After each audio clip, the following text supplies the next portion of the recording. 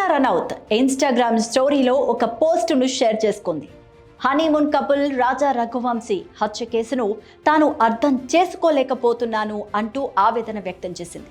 ఇది నన్ను మరింత కదిలించింది. ఇది చాలా అసంబద్ధమైన ఘటన.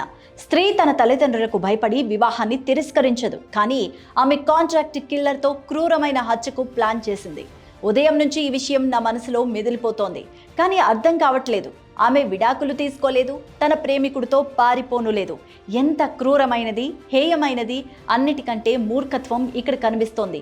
తెలివి తక్కువ వ్యక్తులను ఎప్పుడూ తేలిగ్గా తీసుకోకండి. వారు సమాజానికి అతిపెద్ద ముప్పుగా మారచ్చు. మనం తరచుగా వారిని చూస్తూ నవ్వుతూనే ఉంటాం. వారు ప్రమాదకరం కాదని అనుకుంటూ ఉంటాం, కానీ వాళ్ళ మధ్యలోనే మనం ఉంటాం. అది నిజం కాదు.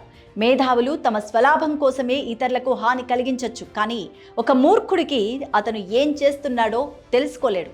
గుర్తుంచుకోండి, మీ చుట్టూ ఉన్న మూర్ఖుల గురించి వాళ్ళ నుంచి జాగ్రత్తగా ఉండండి అంటూ కంగనా పోస్ట్ చేసింది. ఇక దీనికి అందరూ రెస్పాండ్ అవుతున్నారు.